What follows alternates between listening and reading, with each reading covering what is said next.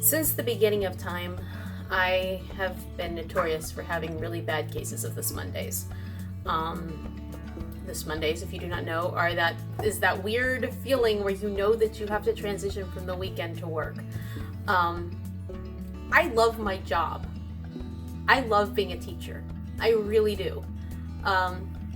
There's just certain stressors that you can't avoid when you work with large groups of people. I have 140 students, and that means 140 essays to grade every 6 weeks or every 3 weeks. That's countless assignments every week. It adds up. And when you add to the fact that I have not been inside of a classroom since March, this week has been incredibly stressful.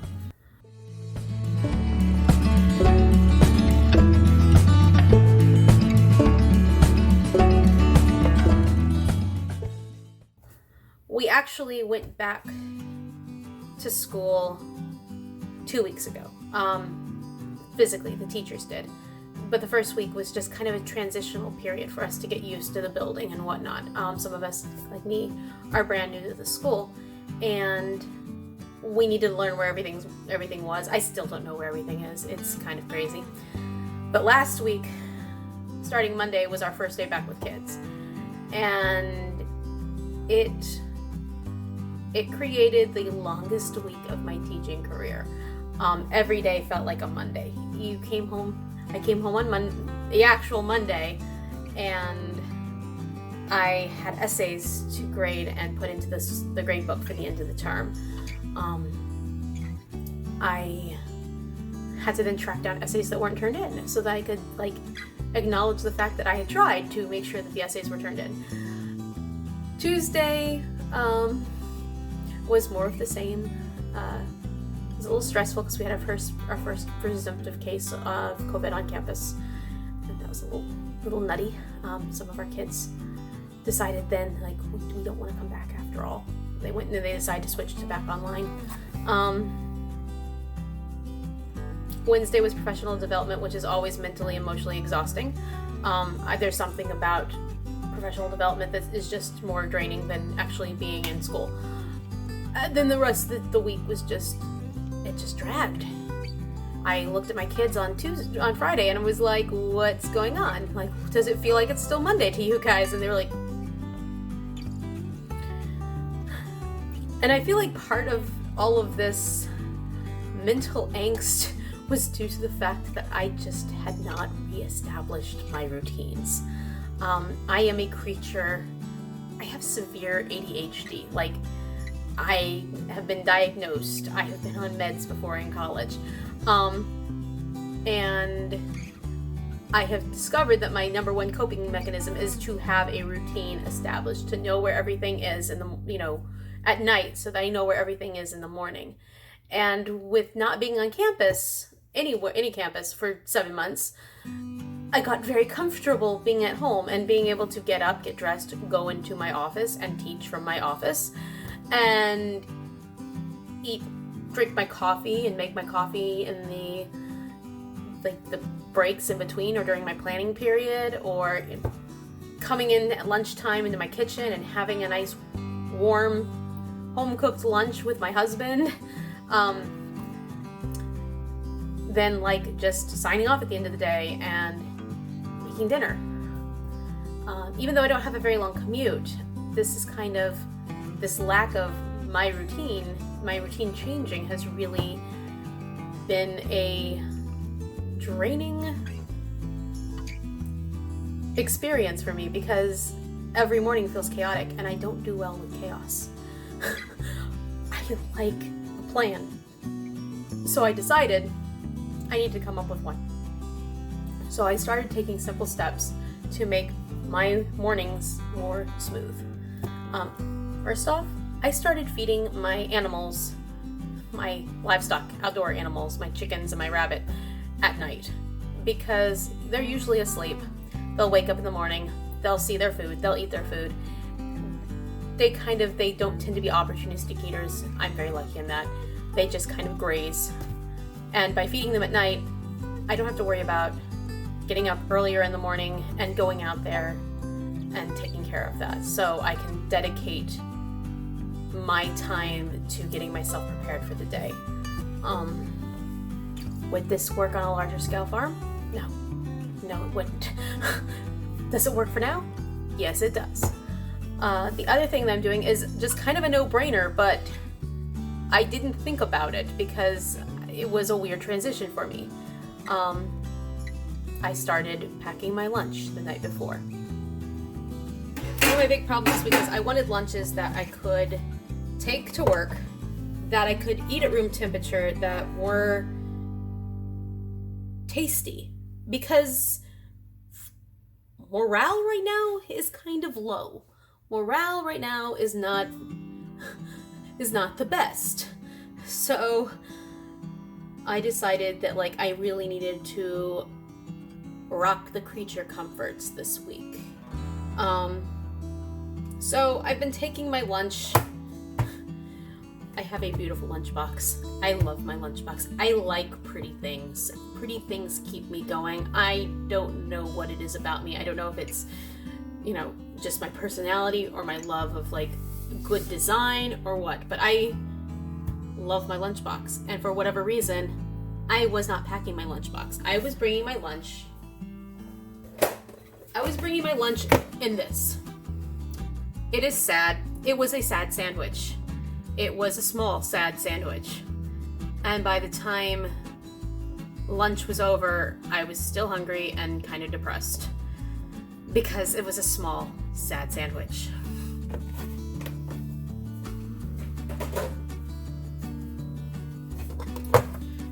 What I've done is I've done a variation of a grown-up Lunchable. I essentially packed charcuterie meats, some little lightly salted roasted almonds, some little crackers, some chocolate covered cherries, because whatever it takes to get you through the day. And again, more chocolate, because whatever it takes to get you through the day. This can go in my refrigerator. Tomorrow morning, I can pull this out. It took me all of 5 minutes to put this together. For whatever reason, 5 minutes in the morning seems to go by super fast and you're still making your sad sandwich. The next step I took, again, was something that seemed like it was a simple no-brainer. Friday, we just had a really hard time getting up like we're supposed to. Adulting is hard sometimes. And as a result, I didn't get my coffee made. I do pour overs. They're a little labor intensive. Okay, they're not labor intensive, they're time intensive. Because you have to wait for the water to boil, and then you have to wait for the coffee to brew. It drips through the little filter. One of the things that I've done to try to mitigate some of the time sink is I've pre-filled my electric kettle with water. So all I have to do before I get in the shower is flip on my water. When I come back out, it won't be hot enough for making coffee again, but it takes a lot less time for it to go from that temperature to coffee making temperature. And by the time I'm dressed, my coffee I can have my first cup of water on my coffee. Is it orthodox? No. Do I care? Not really, because that lack of coffee on Friday was potentially detrimental to my well-being and the well-being of my students.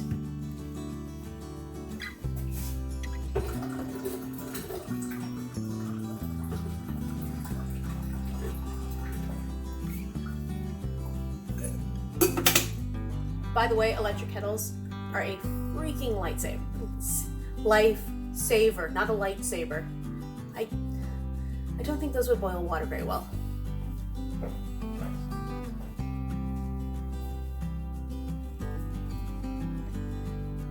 One of the other steps that I'm taking is really to help me in the evening, because time is kind of critical. I come home from work, and especially now that daylight savings time is going to kick in, we're going to have fewer and fewer daylight hours left. And we have a lot of projects outside. I don't get to spend as much time in my garden as I would like. I used to, during my lunch breaks when I was working from home, we'd go out during my lunch period and just like pick beans or okra or whatever was coming in. And now I come home, and if I have time, I come home, I immediately shower, I put on clothes that have not been at school, and I wash the clothes that have been at school. And that process takes about 30 to 40 minutes. That immediately, by then it's 5 o'clock and it's time to make dinner. By the time dinner is over and cleaned up,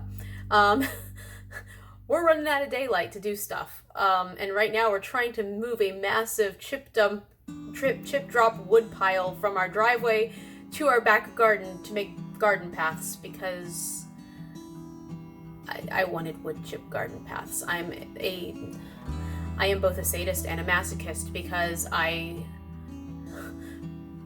take on projects and then force my husband to do them as well. Sorry, honey. Sorry about the wood chips. He's still not happy with me about the wood chips. I got a phone call that day about the wood chips. Why are there so many wood chips, Miranda? Where did they come from? What are you going to do with them?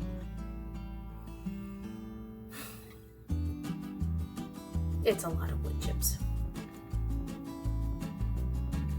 I also decided that this would be the prime time to start redoing our laundry room. So that's the other little project that we have going on. I have unrealistic expectations for myself.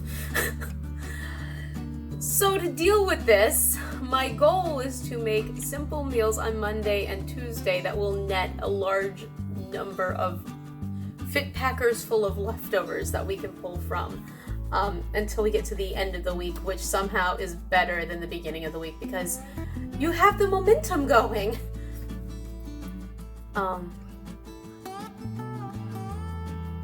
Last week my meal structure completely fell apart because grades and coming home and not feeling well one day, just being emotionally and mentally exhausted.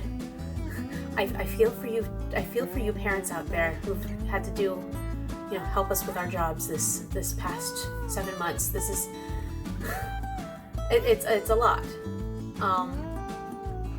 So large amounts of leftovers to draw from. Building that momentum for Wednesday so that by the time Thursday, Friday comes along, it's a piece of cake. You're smooth sailing. You have the pending joy of the weekend coming, and then you do it all over again. But the leftovers help.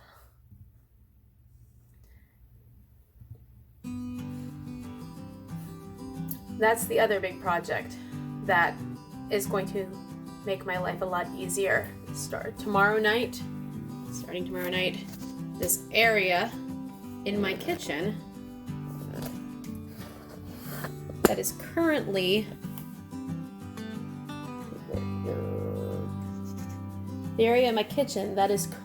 trash can domain is going to be home of a new dishwasher. I honestly, the dishwasher kind of was a non-issue for a long time because I usually ate lunch at school, Everett ate lunch at work. We didn't eat at home we ate at home for dinner.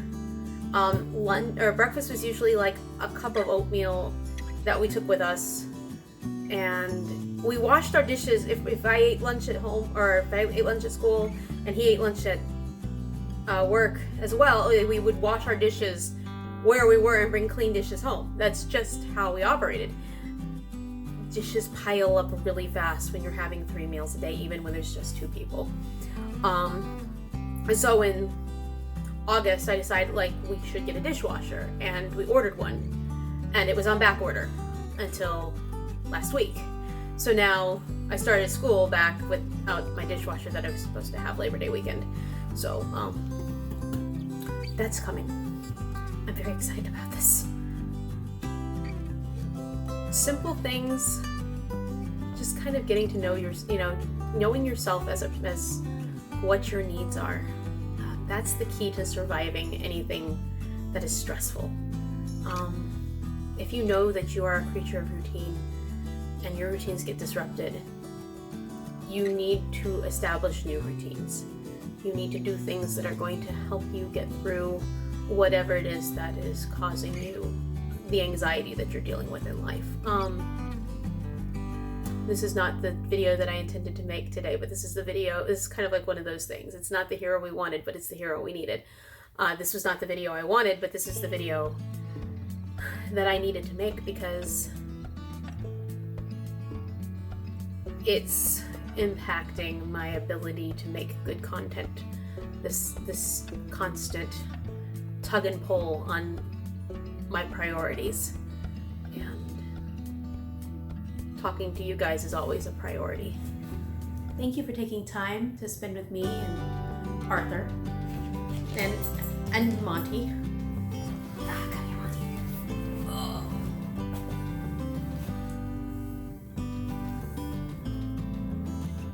It's always nice to have someone to talk to. So thank you for taking the time to listen. It's nice to know that someone's listening too. If you like this little dose of frank discussion about feelings, like and subscribe, and maybe I'll do this kind of video again. I look forward to hearing from you guys in the comment section, so comment, tell me what you think, or just tell me how cute my dog is, because I get that a lot too. Have a good week, guys. Take care of yourselves.